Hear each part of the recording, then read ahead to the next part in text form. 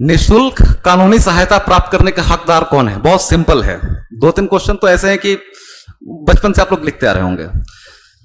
निशुल्क कानूनी सहायता के प्रतिपादन में राष्ट्रीय विधिक सेवा प्राधिकरण नालसा की भूमिका का आकलन कीजिए। बहुत सिंपल क्वेश्चन है, ठीक ना। इंट्रोडक्शन में क्या लिखेंगे इसके?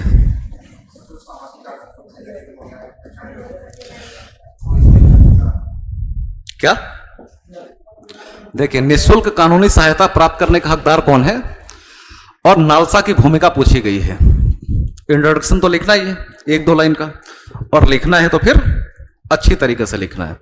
अभी इस पर एक अजीब सा मतलब संयोग है कि जितने क्वेश्चन देख रहे हैं ना, सबका इंट्रोडक्शन कंक्लूजन एकदम आसपास बनता हुआ जा रहा है, और कंटेंट भी बहुत सारे क्वेश्चन में एक ही इस्तेमाल होना है। ठीक, अभी पहला देखा, दूसरा देखिए। इसमें भी बात वही करेंगे कि निशुल्क कानूनी सहायता ये जरूरी ही क्यों है, इसको लेकर के हम लोग इंट्रोडक्शन लिखेंगे, क्यों जरूरी है। और जैसा पहले ही मैंने बोला कि भाषा बहुत ज्यादा और शब्द जटिल भी नहीं होने चाहिए, लेकिन एकदम बच्चों वाली फीलिंग में नहीं आनी चाहिए। थोड़ा सा जो पॉपुलर वर्ड्स चल रहे हैं, यूपीएससी खुद पूछ रही है और इस्तेमाल हो रहे हैं, टीवी डिबेट्स में इस्तेमाल हो रहे हैं, न्यूज़पेपर में इस्तेमाल हो रहे हैं, जैसे कि सहभागिता मूलक लोकतंत्र शब्द है, सुनने में भी अच्छा लगता है, उसका प्रभाव भी अच्छा है, सामाजिक न्याय, लैंगिक न्याय, ये सब बातें हैं। तो क्या होना चाहिए अगर एक लाइन पूछूं कि निशुल्क कानूनी सहायता होनी ही क्यों चाहिए?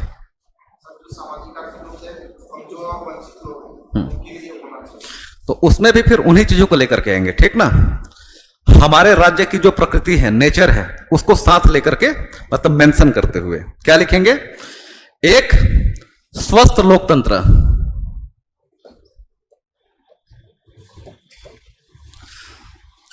एक स्वस्थ लोकतंत्र या फिर कार्यशील, पीछे भी इस्तेमाल किया था इस शब्दों का हम लोगों ने। साथ में हम लोग क्या है, कल्याणकारी राज्य भी है।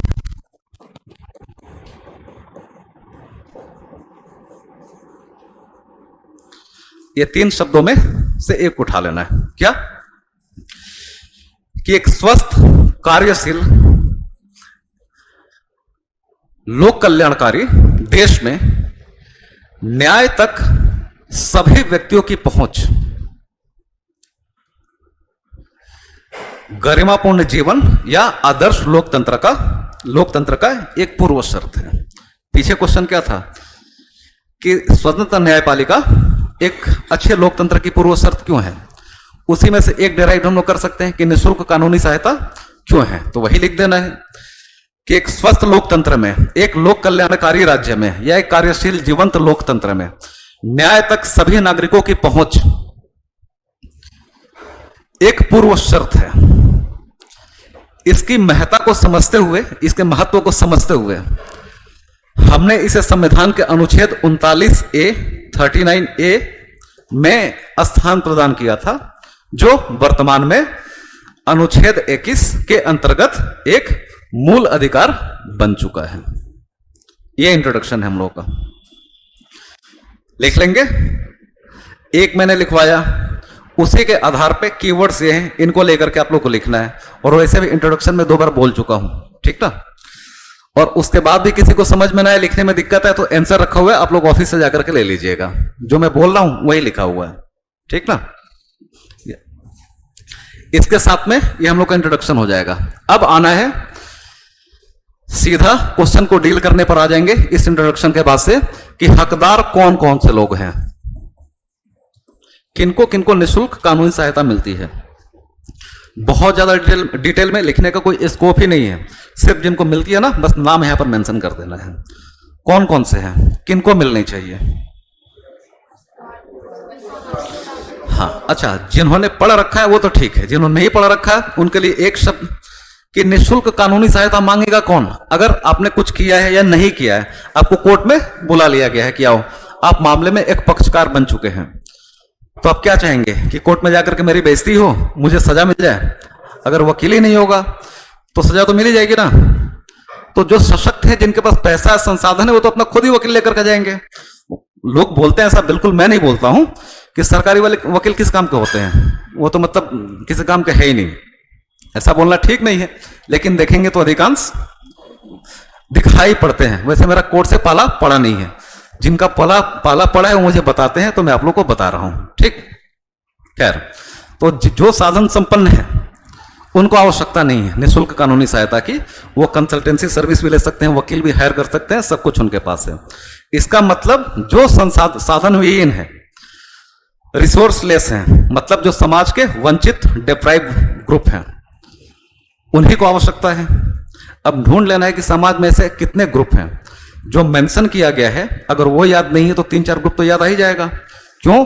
क्योंकि बार बार उन ग्रुप्स का नाम आप लोग सुनते हुए आए हैं।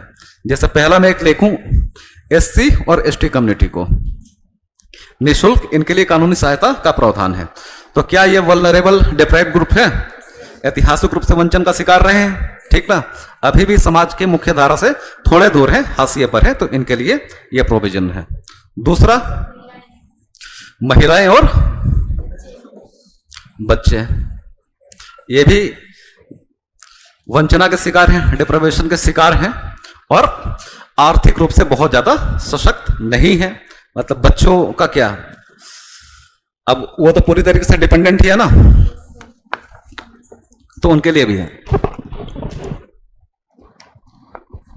अब कोई आपके बीच में ऐसा हो, ऐसा ना सोचे कि मुझे क्या टेंशन, मेरे पापा का तो बहुत पैसा है, मैं क्यों फ्री लीगल एड लेने जाऊंगा।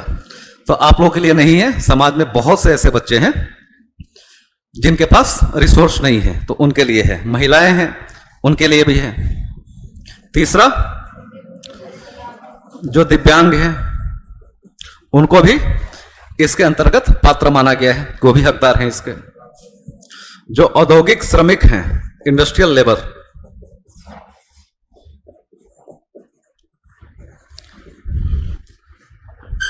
जिनकी आय 1 लाख से कम है,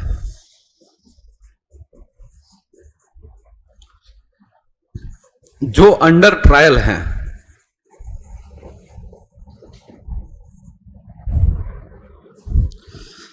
और जो मानव दुर्व्यवहार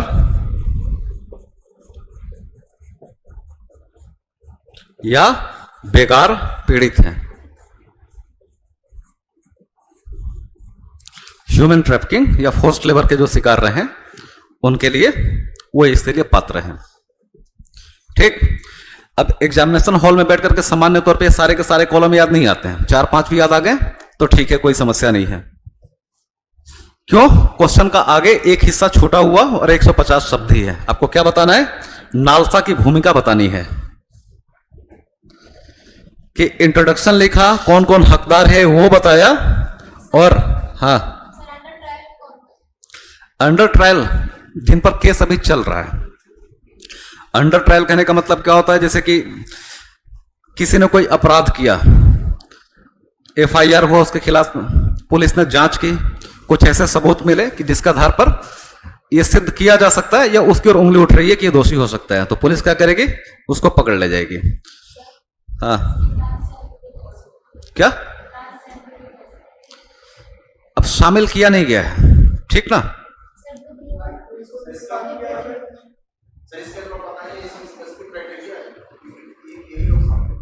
नहीं, अभी तक इतना ही मेंशन है, ठीक ना। लेकिन आप जाकर के व्यवहारिक पक्ष इसका यह है कि आप पुलिस उठाकर लेकर गई है, जाकर के बैठ जाइए, बोलेंगे वकील बुलाओ, नहीं है, तो उनकी मजबूरी है। इसके अलावा संविधान में ही, मतलब 39A में ही एक शब्द लिख दिया गया है, ये तो दिए गए हैं कि इसके अलावा अन्य किसी भी आधार पर अगर कोई निर्योग्य है जो अपना वकील हायर नहीं कर सकता है, इसका मतलब क्या? आप उसमें ट्रांसजेंडर, वृद्ध, यहां तक कि मैं, आप, कोई भी, किसी को भी खड़ा कर दीजिए, किसी भी आधार पे अगर वो कानूनी सहायता प्राप्त नहीं कर पा रहा है तो राज्य की जिम्मेवारी होगी कि वो उसको उपलब्ध करवाए। ये तो हकदार है ही। मान लीजिए मैं हूं ना, तो मेरी आय सालाना 1 लाख रुपए से कम है और ना ही बाकी मैं किसी क्राइटेरिया में फिट होता हूं, मुझे पुलिस पकड़ के लेकर के जाए, मैं बैठ जाऊं कि नहीं मेरे पास कोई वकील, ठीक ना, आप ला करके दो, तो उनकी मजबूरी है कि वो ला करके देंगे, ठीक ना, लेकिन उसी हिसाब से देंगे। उसी हिसाब से कहने का मतलब क्या? अगर मैं बोलूं कि सलमान खुर्शीद के नीचे या राम जेठमलानी के नीचे तो मैं बात ही नहीं करता, तो ला करके देंगे? नहीं देंगे। क्या? हाँ, क्योंकि उसके बिना न्याय हो नहीं पाएगा ना। क्या चीज? अच्छा, आपको वकील ला करके नहीं दिया? आपने मांगा नहीं होगा ना? अच्छा, मांगा था। अब फिल्म में नहीं देखते हैं क्या? जो समझदार पढ़े लिखे लोग होते हैं वो क्या बोलते हैं? I am not going to speak a single word even, I want to speak with my lawyer, कि मैं तुमसे बात ही नहीं करूंगा पुलिस वालों से एक शब्द, जब तक कि मेरा वकील नहीं आ जाता। ठीक ना? बोलेगा बुलाओ अपना वकील, तो आप बोलिए कि है ही नहीं, तुम बुलाओगे, उसके बाद बात करूंगा। कि मतलब जो मेरे ऊपर आरोप लगा है उसमें क्या क्या पक्ष बनते हैं, जब तक उसकी जानकारी मुझे नहीं मिल जाती है मैं तुमसे कोई बात ही नहीं करूंगा, ये आपका हक है। अच्छा, पुलिस स्टेशन होता है तो एक डीके बासु केस हुआ था पश्चिम बंगाल का। वो पुलिस स्टेशन में उसको चिपका करके रखा जाता है कि अगर किसी को नहीं पता है, बहुत से लोग अपने अधिकारी पता नहीं है, तो जाए थाने में और देख ले, उस बोर्ड को पढ़ ले, पता चल जाएगा कि आपके पास, आप थाने में आए हैं तो क्या क्या अधिकार हैं। ठीक, तो अगली बार जाइएगा आप तो क्या कीजिएगा? पहले बोलिएगा डीके बासु वाला बोर्ड दिखाओ कहाँ है, नहीं है तो फोटो ले लीजिएगा कि तुम लोग का थाना अच्छा नहीं है। उसके बाद से खोलिएगा, हिंदी में या इंग्लिश में एक फिल्म का डायलॉग है, लिख कर लाया हूं, तुम पर बोलता हूं, देखो क्या असर होता है। पुलिस वाला अच्छा होगा, समझदार होगा, आपकी बातों में वजन है तो डर जाएगा, नहीं तो उसके पास भी एक हथियार है, डंडा है। ठीक ना? यही है तुम्हारा वकील, सारी बातें सलाह यही देगा। चलिए, इंट्रोडक्शन लिखा, हकदार लोग कौन है लिख दिया ना। अगर पीटी में क्वेश्चन आ जाता है और दे दें कि ऐसा कोई व्यक्ति जो अन्य किसी आधार पर वंचित हो, तो वो सही होगा, मतलब ये बहुत बड़ा कॉलम है, हर किसी को मिला हुआ है, इस तरीके से समझ चाहिए। नालसा के बारे में आप लोग जानते हैं, कब हुई थी इसकी स्थापना? 1987 में एक एक्ट आया। ठीक ना? इस एक्ट के आधार पर 1985 में नालसा की स्थापना की गई, नेशनल लीगल सर्विसेज अथॉरिटी। ठीक ना? और नालसा का काम क्या है वही आपको बताना है। तो नालसा का स्ट्रक्चर एक बार समझ लेते हैं हम लोग, क्वेश्चन में नहीं डालना था स्ट्रक्चर, लेकिन स्ट्रक्चर समझ लेंगे तो अपने आप काम डिराइव हो जाएगा। NALSA national legal services authority एक देश की, मतलब मान लीजिए कि उस मामले में निःशुल्क कानूनी सहायता, क्लिनिकल एड जिसको कहते हैं, देने में, लीगल क्लिनिकल एड में सर्वोच्च संस्था है। इसके नीचे बहुत सारे राज्यों का, स्टेट लेवल पर, ठीक ना, राज्य विधि सेवा प्राधिकरण होते हैं। ठीक ना? स्टेट लेवल पर। उसके बाद से राज्य से नीचे डिस्ट्रिक्ट लेवल पर वही जिला विधि सेवा प्राधिकरण होता है। सबसे नीचे क्या होता है? तहसील लेवल पर। तहसील विधि सेवा या सेवाएं प्राधिकरण, ये होगा, ये इसकी हायरार्की है। क्या? नहीं, अधीनस्थ न्यायालय कंप्लीटली अलग है। ये कोई न्यायालय नहीं है, ये अथॉरिटी है। सिर्फ किस लिए काम करती है? निःशुल्क विधिक सहायता या आर्टिकल 39A, जो अब फंडामेंटल राइट्स का हिस्सा बन चुका है, मतलब फ्री लीगल एड किस तरीके से प्रोवाइड करवाया जाए, क्या अच्छी अच्छी नीतियां बना सकते हैं, उसके कार्यान्वयन में क्या चुनौतियां, इन्हीं सब चीजों पर इसका काम है। ठीक ना? तो इसका बहुत सारे काम आएंगे। अब क्या ना कि नालसा तो देश की सबसे बड़ी अथॉरिटी हो गई, हर व्यक्ति नालसा तक तो पहुंच नहीं पाएगा कि मैं नालसा के अधिकारियों से मुझे बात करनी है और मुझे निःशुल्क कानूनी सहायता चाहिए। हर लेवल पर इसके लिए व्यवस्था की गई है। राष्ट्रीय स्तर पे है, राज्य स्तर पे है, जिला स्तर पे, तहसील स्तर पे है। वैसे ही आप कोर्ट्स में भी जाएंगे तो आपको मिलेगा। कोर्ट्स में क्यों रखा गया? आप डिस्ट्रिक्ट लेवल के कोर्ट में जाइए, हाई कोर्ट में जाइए, हर जगह इनका एक विंग होता है। ठीक ना? अगर आपके पास कोई वकील नहीं है तो आप किसी से भी पूछे, आप उस कंपार्टमेंट तक पहुंच जाइए, वहां तक, वहां पर लोग बैठे होंगे, आपकी सहायता करेंगे। ठीक? 87 में एक्ट बना। अच्छा, 85 लिख दिया। 1995 में, 1987 में एक एक्ट बना, संसद ने कानून बनाया, उसके आधार 1995 में इसकी स्थापना हुई। और ये इसका स्ट्रक्चर है, राष्ट्रीय स्तर से लेकर के तहसील के स्तर तक ये जाता है। हाँ हाँ, अब देखेंगे, वही इसकी भूमिका पूछी गई है ना, कि भूमिका का आकलन करें। तो इसका आंसर से डायरेक्टली कोई लेना देना नहीं है, एक लाइन बस आप लोग लिख सकते हैं नालसा के बारे में। कौन हकदार है के बाद से क्या कि नालसा 1987 के अधिनियम के आधार पे इसकी स्थापना 1995 में हुई और इसकी भूमिका निम्नलिखित है। क्या भूमिका इसकी?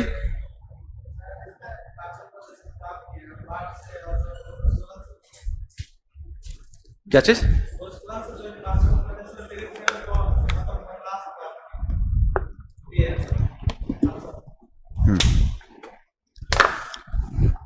लेकिन वो उसका प्राथमिक काम नहीं है, वो दे दिया अलग बात है। फ्री लीगल एड, निःशुल्क कहानी फ्री लीगल एड प्राप्त कराने के लिए इसके नीचे जितनी एजेंसियां हैं, मतलब राज्य स्तर से लेकर के जिला स्तर तक, सबके लिए क्या करना है? नीति निर्माण करना है कि किस तरीके से हम जो ये निःशुल्क कानूनी सहायता लोगों को उपलब्ध करवा रहे हैं, जरूरतमंद लोगों को, इसको और बेहतर किया जा सके। तो नीति निर्माण करने का काम किसका है? नालसा का है। दूसरा, वित्त की व्यवस्था करता है प्रत्येक लेवल पर।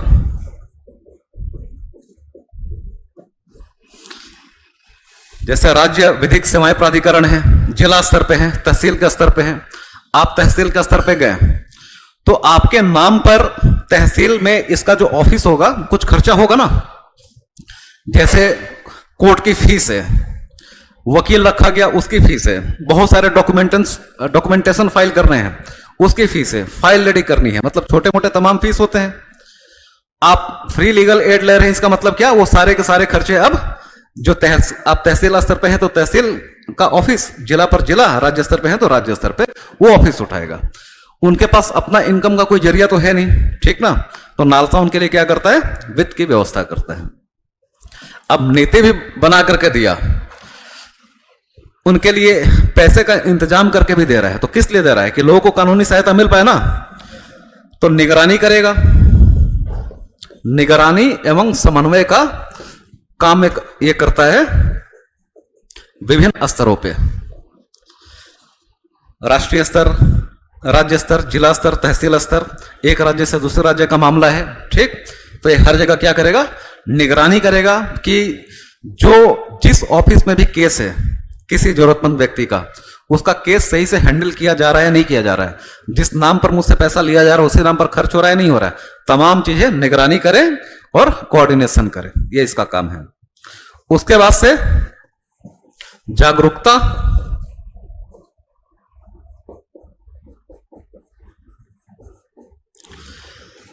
And legal overreach. Legal overreach क्या बोलेंगे इसको? लीगल ओवररीच को इंग्लिश में शब्द इस्तेमाल होता है, मतलब न्याय की पहुंच, विधिक सेवाओं की पहुंच को, लोगों को जागरूक बनाना। विधिक, लीगल ओवररीच, विधिक सेवाओं का विस्तारण, ठीक ना, विस्तार करना, ये इसका काम है। जैसा आपने बोला, जो पीछे भाई साहब बैठे हैं, कि थाने में गया 2 दिन तक बंद भी रखा, वकील भी नहीं दिया, तो इसलिए यह अभियान चलाता है कि जान जाओ अपने अधिकार क्या है। और क्यों हम चाहते हैं कि भाई विधि का शासन है, अपने देश के नागरिक हैं, सर उठा करके जी पाए, खाकी वर्दी काला कोट देखते ही पसीना ना छूटने लगे। कुछ किया नहीं, फिर भी पुलिस वालों ने रोक दिया तो फिर पसीना छूटने लगता है बहुत सारे लोगों का। क्यों छूट रहा है भाई? कानून के रक्षक हैं, आपके लिए हैं, आपकी सेवा के लिए है, आपकी मदद के लिए है, दादागिरी के लिए नहीं है। जिनको कानून पता है उनके लिए पुलिस कुछ नहीं है, जिनको नहीं पता है उनके लिए दादा है। तो इसके लिए नालसा बहुत सारे अभियान चलाते रहती है, यह इसकी भूमिका, ठीक है।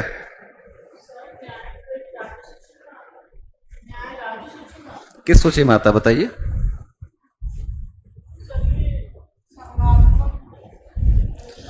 समवर्ती है, ठीक ना। राज्य भी, राज्यों की, हाँ,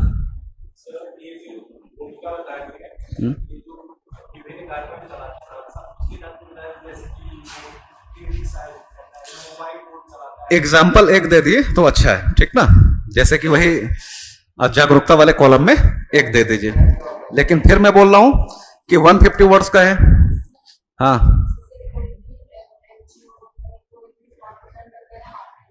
जोर से बोलिए।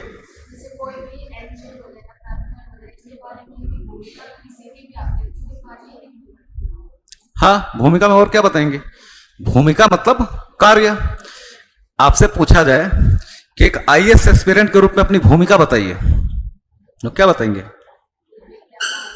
अच्छा छोड़िए लीगल, बताइए मुझे आईएएस एस्पिरेंट के तौर पर अपनी भूमिका बताइए मुझे।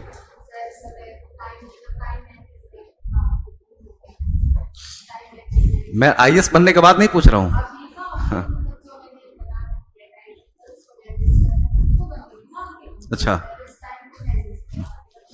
टाइम को कौन मैनेज कर पाया भला? समय तो चलता ही रहता है। अभी 2 सेकंड पीछे जो टाइम गुजरा है उसको मैं मैनेज करना चाहता हूं, कैसे करूंगा? मतलब आप अपनी भूमिका, मतलब अपना काम ही समझा रही है कि आईएएस एस्पिरेंट के तौर पे मुझे अच्छे से पढ़ाई करनी है, एक अनुशासित जीवन जीना है, ये सब चीजें, ठीक ना? चलिए, क्लियर हो गया?